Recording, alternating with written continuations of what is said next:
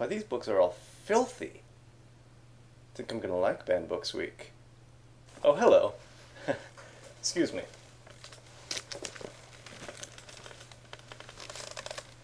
Cold and flu season is here, which means that many of us will soon be subsisting on a diet of chicken soup for days at a time. There are few foods that are better than chicken soup when you're ill. Nourishing, fluidic, and chock full of chicken. But what are you to do if you're an animal-loving, tree-hugging, left-leaning vegan hippie? Is tofu going to get you through a bout of H1N1? Probably.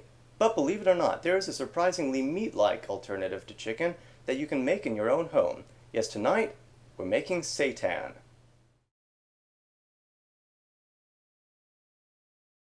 Now, in the olden days, those wishing to make seitan were required to submit themselves to an arduous days-long process in which they rinsed all of the starch out of a wheat-based dough, leaving only a mass of protein behind. These days, this process is done cheaply and easily by non-sentient machines, producing a product known as vital wheat gluten. You can also buy pre-made, pre-cooked seitan in the store, but it can be a bit expensive, and it's easy enough to make it on your own. I'll show you how. You can use seitan in practically any kind of soup that you like, and I probably never make the same soup twice, so I'll just show you how I made this particular one. I used about half an onion, 2 cloves of garlic, several stalks of celery, and a few carrots. I also used a potato that was still fresh but a bit soft, so I peeled it. I diced the onions. I sometimes throw the garlic cloves in whole, but this time I diced those as well. I chopped the celery, including some of the greens as they add flavor, and I sliced the carrots. I added a few tablespoons of olive oil over medium heat to a medium-sized saucepan. I added all of the vegetables except for the potato, and I kept stirring them and sautéed them until the onions turned translucent, being careful not to burn the garlic.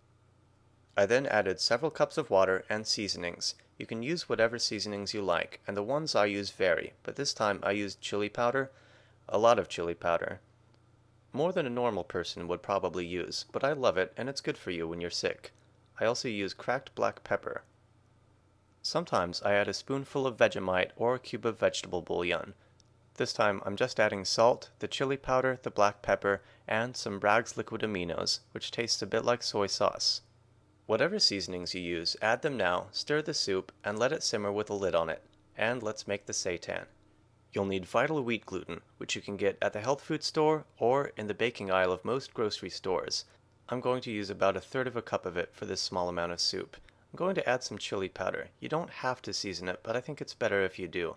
I'm also going to add some poultry seasoning, which will enhance the illusion that it is chicken. Mix all of the dry ingredients well before you add any liquid. Use slightly less liquid than vital wheat gluten. I added a squirt of Bragg's. You can also use broth or stock, which will add more flavor. Mix it well. You can add more liquid if you need to, but try not to add too much. Mix it until it's a gummy, doughy mass. It will look disgusting. It will feel like a wet, elastic bread dough, but it won't be too sticky. Squeeze some of the water out of it. Try to knead it. It will be very resistant to this, but do it a little bit anyway.